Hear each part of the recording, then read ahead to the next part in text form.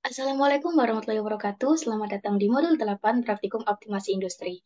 Hari ini kita akan membahas mengenai game teori atau teori permainan. Nah, adapun pokok pembahasannya kan kita bahas kali ini adalah konsep dasar game teori, klasifikasi model, hingga langkah-langkah penyelesaian. Yang pertama, masuk dalam konsep dasar teori permainan. Apa sih itu pengertian dari teori permainan?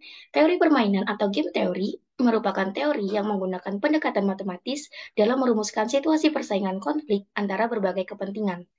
Teori ini dikembangkan untuk menganalisis proses pengambilan keputusan, yaitu strategi optimum dari situasi-situasi persaingan yang berbeda-beda dan melibatkan dua atau lebih kepentingan.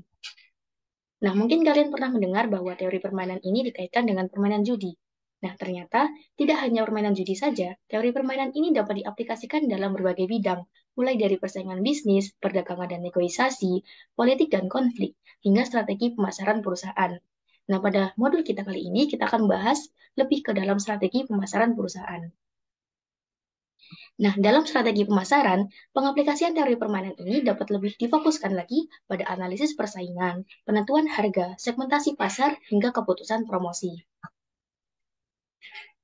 Jadi, dapat disimpulkan bahwa teori permainan dikembangkan untuk menganalisa proses pengambilan keputusan dari situasi persaingan yang berbeda dan melibatkan dua atau lebih kepentingan dengan tujuan untuk memperoleh strategi yang paling optimal. Nah, selanjutnya masuk ke dalam unsur-unsur dan klasifikasi model teori permainan. Jadi, unsur yang pertama adalah jumlah pemain. Jumlah pemain adalah jumlah individu atau kelompok atau perusahaan yang bersaing berdasarkan kepentingannya. Kemudian ada unsur matriks payoff, merupakan sebuah tabel atau matriks yang berisi payoff atau imbalan yang akan diterima oleh masing-masing pemain dalam sebuah permainan tertentu. Kemudian ada unsur strategi permainan, di mana strategi permainan ini dapat berjumlah dua ataupun lebih berdasarkan kemungkinan strategi dan dari masing-masing pemain. Kemudian yang terakhir ada titik plana atau saddle point, merupakan suatu unsur dalam matriks permainan yang memiliki nilai maksimin dan nilai minimax. Nah, berikut adalah contoh dari payoff matrix, di mana dalam payoff matrix ini terdapat dua pemain, yaitu player A sebagai pemain baris dan player B sebagai pemain kolom. Nah, player A atau pemain baris ini diposisikan sebagai pemenang, sementara player B atau pemain kolom diposisikan sebagai pemain yang kalah. Kemudian, angka atau bilangan dalam matriks ini menunjukkan kuantitas kemenangan atau kekalahan. Nah, berikut ada suatu contoh kasus di mana ada dua perusahaan, yaitu perusahaan A dan perusahaan B, di mana perusahaan A ini diposisikan sebagai pemain baris dan perusahaan B diposisikan sebagai pemain kolom. Perusahaan A mempunyai 3 strategi, sedangkan perusahaan B mempunyai 4 strategi. Nah, cara membaca bilangan atau angka dalam matriks ini adalah sebagai berikut. Jadi bilangan positif dalam matriks ini menunjukkan keuntungan bagi perusahaan A dan menunjukkan kerugian bagi perusahaan B. Sementara untuk nilai minus atau negatif ini menunjukkan keuntungan bagi perusahaan B, sementara kerugian bagi perusahaan A. Nah, jadi angka 8 ini menunjukkan bahwa perusahaan B mendapatkan keuntungan sebesar 8, sementara perusahaan B menerima kerugian sebesar 8. Sementara untuk nilai minus 4, ini menunjukkan bahwa perusahaan B menerima keuntungan sebesar 4, sementara perusahaan A menerima kerugian sebesar 4. Nah, selain itu, dalam matriks payoff ini kita juga mengenal maksimin dan minimax. Apa sih nilai maksimin dan minimax itu? Nilai maksimin itu merupakan nilai maksimal yang diperoleh dari nilai minimum-minimum baris. Nah, cara memperoleh nilai maksimin itu adalah yang pertama, kita harus mencari tahu terlebih dahulu nilai minimum baris. Nah, dari angka 8, 2, 9, dan 5, nilai minimumnya adalah 2. 6, 5, 7, 18, nilai minimumnya 5, dan nilai 7, 3, min 4, dan 10, nilai minimumnya adalah min 4. Nah, dari nilai minimum ini, kita cari nilai terbesar atau nilai paling maksimal. Nah, nilai maksimalnya adalah 5. Nah, 5 ini merupakan nilai maksimin. Nah, selanjutnya nilai minimax ini merupakan nilai minimum yang diperoleh dari nilai maksimum kolom. Nah, yang pertama kita lakukan adalah mencari nilai maksimal dari setiap kolom. Nah, dari angka 867 maksimalnya adalah 8, 253 maksimumnya 5, 97 min 4 maksimalnya 9, dan nilai 5, 18, 10 maksimumnya 18. Nah, dari nilai maksimum ini kita cari nilai paling terkecil, yaitu 5. Nah, angka 5 ini merupakan minimax. Nah, selanjutnya masuk ke dalam klasifikasi model teori permainan. Di sini dibagi menjadi tiga. Yang pertama berdasarkan jumlah pemain. Jadi permainan ini dapat dilakukan dengan dua pemain atau dengan n pemain atau lebih dari dua pemain. Kemudian berdasarkan jumlah keuntungan dan kerugian. Dapat berjumlah 0 ataupun berjumlah bukan 0. Untuk yang berjumlah 0 ini, bila keuntungan plus kerugian sama dengan 0 atau disebut juga dengan zero sum game. Sementara dapat juga berjumlah bukan 0 atau non-zero sum game. Kemudian yang ketiga, berdasarkan strategi permainan. Nah, teori permainan ini dapat dilakukan melalui strategi murni. Jika tidak dapat dilakukan dengan strategi murni, dapat dilanjutkan dengan strategi campuran atau mix strategi. Kemudian, langkah-langkah penyelesaian game teori. Nah, untuk langkah-langkahnya sendiri dimulai dari langkah pertama yaitu dengan menentukan payoff matrix. Kedua, tentukan apakah ada saddle point atau tidak. Kalau ada stop, hasil permainannya atau nilai EV sebesar nilai saddle point dengan masing-masing pemain menggunakan strategi tunggal atau pure strategi bila tidak dilanjutkan. Kemudian, kalau tidak terdapat saddle point, berarti kedua pemain menggunakan strategi campuran atau mix strategi. Kemudian lakukan dominasi, artinya menghilangkan strategi-strategi yang tidak efektif. Untuk pemain baris, baris yang nilainya besar dapat mendominasi baris yang nilainya kecil. Sedangkan untuk pemain kolom, kolom yang nilainya kecil dapat mendominasi kolom yang nilainya besar. Lalu bila sudah dilakukan dominasi, dapat diketahui ukuran pada payoff matrix. Bila ukuran matriks 2 kali 2 dipecahkan dengan pendekatan probabilitas, ukuran matriks M kali 2 atau 2 kali N dipecahkan dengan menggunakan metode grafis, dan ukuran matriks M kali N, di sini bisa lebih dari 2, misal 3 kali 3 atau 4 kali 4, dipecahkan dengan menggunakan metode simplex. Nah, begitu dulu penjelasan dari materi, kita lanjutkan dengan pengaplikasian software. Nah, sebelum masuk ke dalam software, kita baca terlebih dahulu soal dari praktikum modul 8. Perusahaan X dan perusahaan Y adalah dua perusahaan yang bergerak di bidang yang sama dan menjadi kompetitor bisnis. Perusahaan X memiliki 3 strategi, sedangkan perusahaan Y memiliki 4 strategi dalam upaya mempertahankan pasar. Analisis payoff strategi pemasaran tersebut diidentifikasi sebagai berikut. Bila perusahaan X menggunakan strategi 1, maka hasil yang diperoleh pertama, bila perusahaan Y menggunakan strategi yang sama, maka perusahaan X akan mendapatkan keuntungan sebesar 3 dalam puluhan juta. Nah, jadi sebelum kalian masuk ke dalam software, kalian harus analisa terlebih dahulu soal, kemudian kalian terjemahkan ke dalam software. Langsung saja kita masuk ke dalam software. Nah, setelah software game kalian terbuka, kalian pilih game teori ini. Nah, kemudian untuk judulnya, kalian tuliskan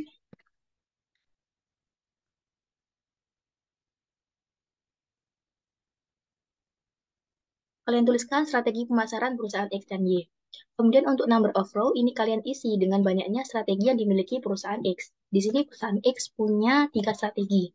Sedangkan untuk number of column, ini kalian isi strategi dari perusahaan Y. Di sini perusahaan Y mempunyai 4 strategi. Nah, kemudian untuk row names, ini sesuaikan, pilih order. Nah, kalian tuliskan X underscore strategi. Untuk X ini kalian sesuaikan dengan perusahaan masing-masing atau studi kasus kalian. Misalnya jika perusahaan Samsung, maka Samsung underscore strategi.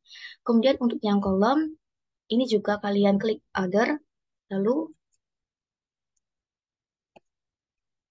tuliskan Y underscore strategi. Kemudian klik OK. Nah, untuk mengisi setiap payoff matrix ini, kalian harus sesuaikan dengan soal. Nah, di sini perusahaan X akan berperan sebagai pemain baris, sedangkan perusahaan Y akan berperan sebagai pemain kolom. Nah, bilangan positif atau angka positif ini akan menjadi keuntungan bagi perusahaan X dan kerugian bagi perusahaan Y. Sedangkan bilangan negatif akan menjadi kerugian bagi perusahaan X dan menjadi keuntungan bagi perusahaan Y. Maka dari soal, bila perusahaan X menggunakan strategi 1, maka hasil yang diperoleh bila perusahaan Y menggunakan strategi yang sama, maka perusahaan X akan mendapatkan keuntungan sebesar 3. Maka di sini dituliskan positif 3.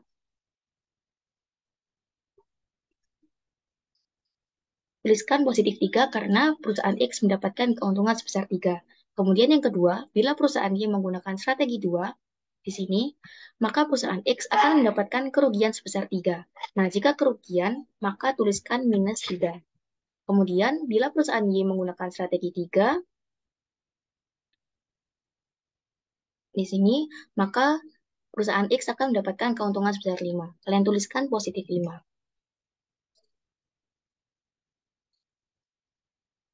Lalu, Bila perusahaan Y menggunakan strategi 4, maka perusahaan X akan mendapatkan keuntungan sebesar 3. Maka kalian tuliskan positif 3. Nah, kemudian yang kedua, bila perusahaan X menggunakan strategi 2, maka hasil yang diperoleh. Bila perusahaan Y menggunakan strategi yang sama, maka perusahaan X akan mendapatkan keuntungan sebesar 2. Nah, maka di sini bila X dan Y sama-sama menggunakan strategi 2, diisi sebesar positif 2. Kemudian, bila perusahaan Y menggunakan strategi 1, di sini, maka perusahaan X akan mendapatkan kerugian sebesar 1. Maka tuliskan minus 1 karena rugi.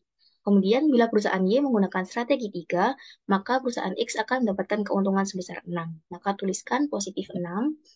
Kemudian yang terakhir, bila perusahaan Y menggunakan strategi 4, maka perusahaan X akan mendapatkan keuntungan sebesar 1. Maka tuliskan positif 1.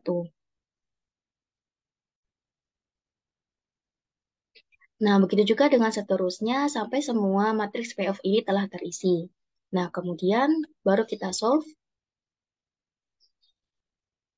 maka akan diperoleh hasil atau output dari pengolahan software. Nah, yang pertama kita lihat adalah mengenai game theory result.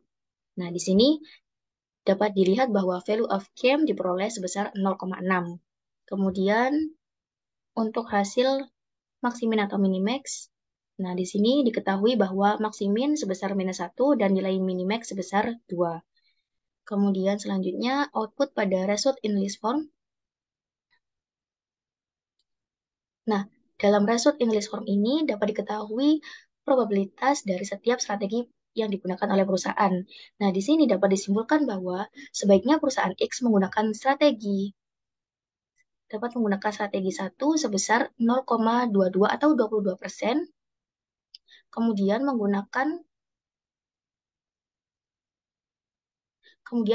strategi 2 sebesar 0,64 atau 64%, dan menggunakan strategi 3 sebesar 0,14 atau 14%.